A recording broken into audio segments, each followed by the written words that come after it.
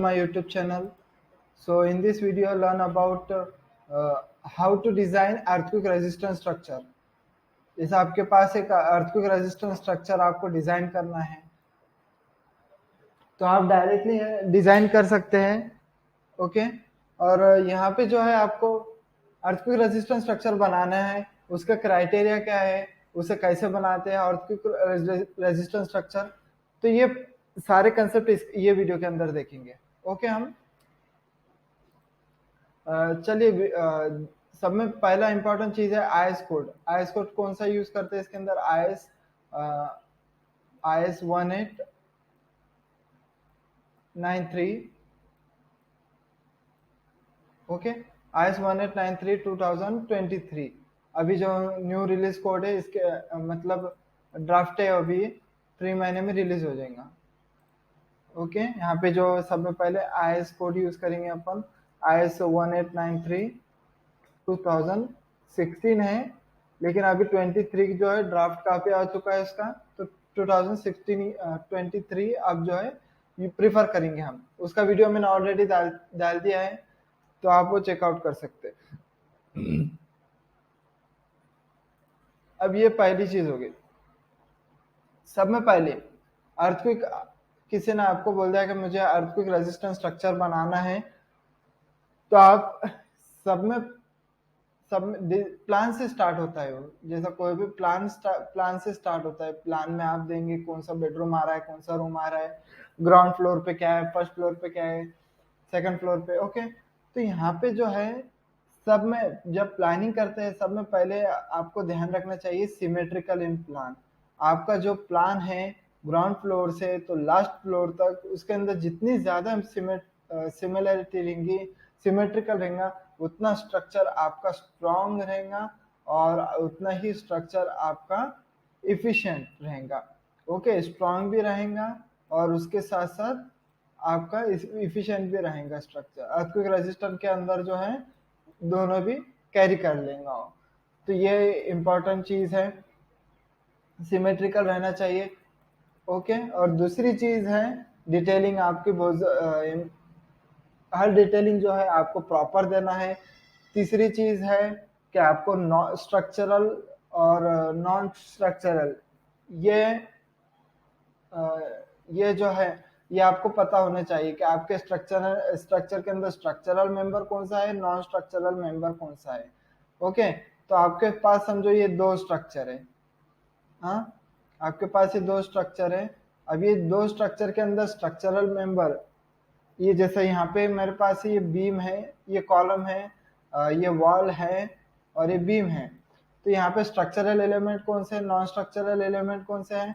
तो ये जो लोड ट्रांसफर कर रहे हैं जैसा बीम कॉलम, ये स्ट्रक्चरल एलिमेंट है। ये जो वॉल है ये नॉन स्ट्रक्चरल एलिमेंट है। ओके, ये ट्रांसफर नहीं कर पाता लोड को। तो ये दोनों तीनों जो है स्ट्रक्चरल मेंबर है, ये नॉन स्ट्रक्चरल मेंबर है। ओके, और यहाँ पे जो है फिर हम बढ़ते हैं नेक्स्ट पॉइंट के ऊपर। नेक्स्ट पॉइंट मैंने आपको बोला था कि आईएस कोड यहाँ पे बहुत इंपॉर्टेंट है। यहाँ पे जो है अर्थक्वेक रेजिस्टेंट बनाना है, तो दूसरी चीज आती है कि क्यों बनाना है। ओके, अब यहाँ पे समझिए कि मतलब स्ट्रक्चर में क्या होता है ऐसा कि हमें स्ट्रक्चरल मीन्स अर्थक्वेक रेजिस्टेंट बनाना पड़ता है। अब समझिए यहाँ पे ये अर्थ का सरफेस है, यहाँ पे कहीं आप स्ट्रक्चर बना रहे हैं आपका। ओके, यहाँ पे आप स्ट्रक्चर बना रहे हैं और यहाँ पे आपने स्ट्रक्चर बना दिए। यहाँ पे ये यहाँ स्ट्रक्चर यहाँ तक है आपका। नीचे जो है उसका फाउंडेशन है पूरा। ओके, नीचे इसका फाउंडेशन है। अब यहाँ पे क्या हुआ, ये पॉइंट के ऊपर अर्थक्वेक आ गया। अब अर्थक्वेक में आपको ये एक फोकस रहता है और एक ईपी सेंटर होता है। ओके, ईपी सेंटर से फिर यहाँ पे क्या होता है, ये जितना नजदीक रहेंगे यहाँ पे ग्राउंड शेकिंग होती है। ये पूरा जो सरफेस है ये पूरा शेक होता है। ओके, शेक भी होता है, वेव भी जाते हैं, लेकिन वेव से इतना ज्यादा फर्क नहीं पड़ता जितना शेकिंग से पड़ता है। अब ये शेकिंग से क्या होता है, ये ग्राउंड का जो फाउंडेशन है, ये फाउंडेशन यहाँ पे वीक कर देता है। ये शेक करके जो है फाउंडेशन वीक कर देता है। अब यहाँ पे जो है सब में इंपॉर्टेंट फोर्सेस जनरेट होते हैं, जिसे बोलते हैं अपन IF। इसे बोलते हैं इनर्शिया फोर्स। इनर्शिया फोर्स यहाँ पे क्या करता है, जैसा आपका ग्राउंड मोशन इधर है तो ये बिल्डिंग को इधर गिरा देता है। ओके, यहाँ पे फाउंडेशन कभी आपका वीक रहा तो ये फेल हो जाता है आपका स्ट्रक्चर फिर। तो इसलिए ये इनर्शिया फोर्स जो है, इनर्शिया फोर्स मीन्स स्टेबल रखने के लिए विथ अगेंस्ट अर्थक्वेक फोर्स। सो आपको स्ट्रक्चर इतना स्ट्रेंथनिंग और इतना स्टेबल बनाना पड़ता है क्या वो मीन स्ट्रक्चर जो है आपका कैरी कर पाए उतना लोड। ओके, ये चीज आपको होप समझ में आ गई होंगी कि अर्थक्वेक रेजिस्टेंट स्ट्रक्चर हम किस लिए बनाते हैं।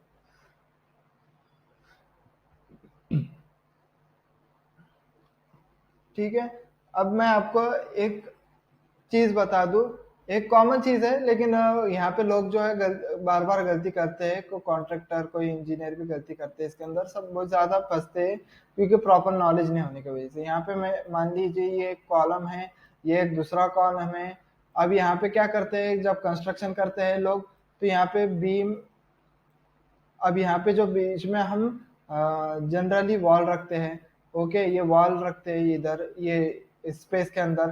तो ये क्या करते हैं लोग, पहले वॉल को कंस्ट्रक्ट करते हैं, फिर समय पहले वॉल को कंस्ट्रक्ट करते हैं, फिर ये जो है दूसरे नंबर के ये तीनों जो है एक मोनोलिथिक कंस्ट्रक्ट कर डालते हैं।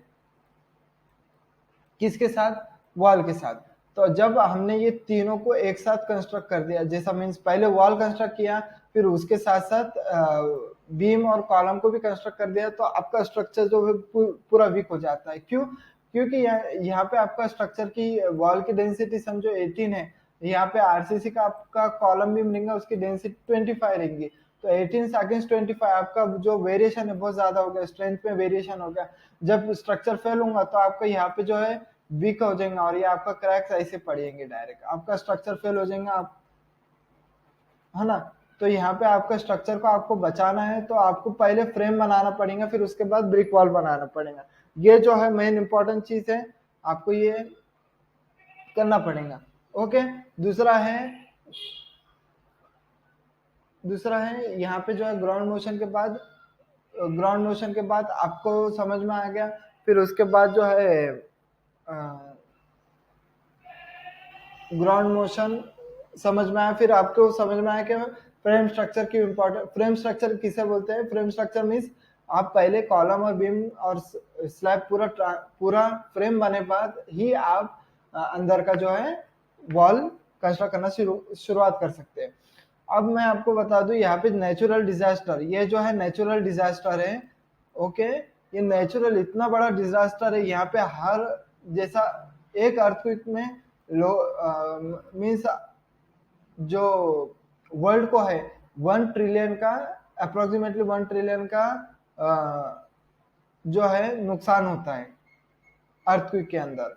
ओके, तो इसलिए यहाँ पे जो है बहुत मेन इंपॉर्टेंट पॉइंट बन जाता है, इतना जब लॉसेस हो रहा है तो आप कभी अपना घर बना रहे हैं, आपने कभी एक बार भी अच्छे से बना दिया उसको अर्थक्वेक रेजिस्टेंट स्ट्रक्चर, तो आपका जो है स्ट्रक्चर कभी खुदा न खास्ता एक बार भी अर्थक्वेक आ गया तो उसमें आपका स्ट्रक्चर टिका रहा है तो आपको वो ही वर्थ दे देगा। ओके, तो आपके पहले आपको पूरा जो है वसूल हो जाएंगे पैसे। ठीक है, और फिर इसके बाद जो है सॉफ्ट स्टोरी का कंसेप्ट आता है। ये सॉफ्ट स्टोरी भी बहुत ही इंपॉर्टेंट रहता है। जैसा कि आपके पास समझो 4 फ्लोर है, क्योंकि ये आपकी बिल्डिंग है, ये बिल्डिंग के अंदर आपने 4 फ्लोर बना रखे, मतलब जितने भी फ्लोर है 10 फ्लोर हो 20 फ्लोर हो, ओके, जो जितने भी फ्लोर है। अब यहाँ पे क्या हो गया, आपने फ्लोर्स बना के रखे, आपने फ्लोर्स में क्या करे, यहाँ पे जो है इसकी स्टिफनेस, यहाँ पे जो है पार्किंग है 50% के अंदर या 50 से 30% के अबाव जो है यहाँ पे पार्किंग है। अब यहाँ पे जो है पूरा जो है पूरा का पूरा फुल है, यहाँ पे आपने स्पेस ने रखे, यहाँ पे भी सेम है, यहाँ पे भी सेम है। ठीक है, ले यहाँ की जो ये तीनों की स्टिफनेस बन रही है, तीनों की स्ट्रेंथ जो बन रही है, स्टिफनेस, ओके, स्टिफनेस तीनों की जो बन रही है,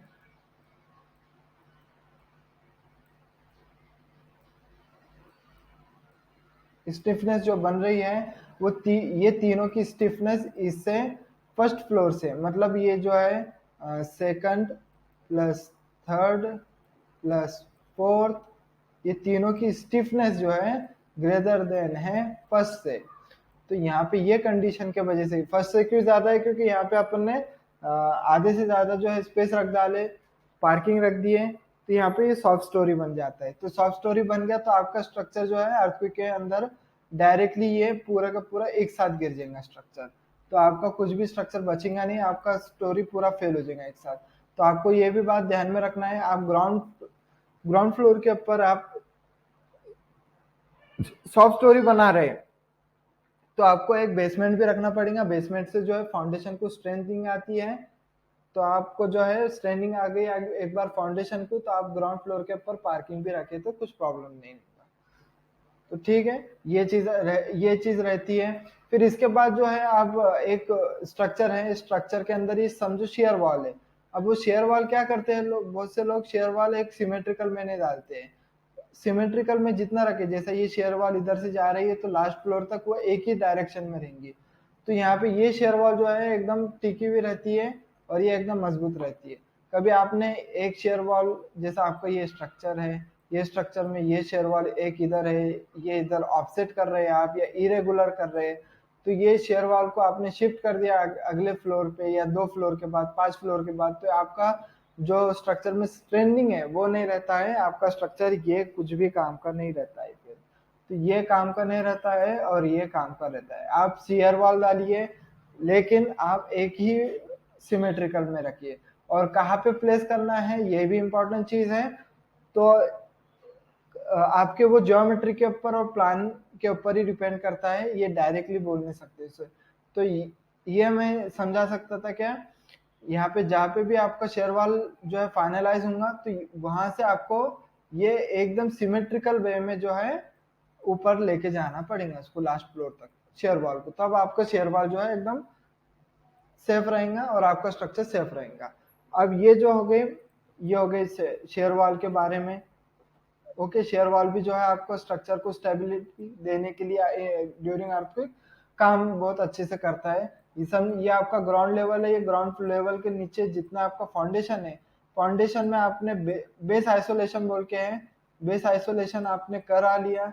ओके, तो आपका स्ट्रक्चर जो है इसके सेफ हो जाता है। ये विस्कस डैम्पर रहते हैं, डैम्पर प्रोवाइड करते हैं इसके अंदर, विस्कस डैम्पर रहते हैं, अलग अलग टाइप के अंदर डैम्पर रहते हैं जो कि आपको स्ट्रक्चर ड्यूरिंग अर्थक्वेक स्टेबल रखने के लिए काम में आते हैं। तो होप बेस आइसोलेशन भी आपको समझ में आ गया होगा। आपको कुछ भी पॉइंट आपको मीन्स थोड़ा सा मैंने स्किप कर लिया या फिर आपको समझा नहीं तो प्लीज कमेंट करके बताइए।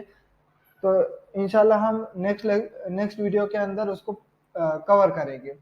तो होप आपको ये वीडियो समझ में आया होगा। तो मिलते हैं नेक्स्ट वीडियो के अंदर। ओके, प्लीज मेरे चैनल को लाइक, सब्सक्राइब और शेयर कीजिए।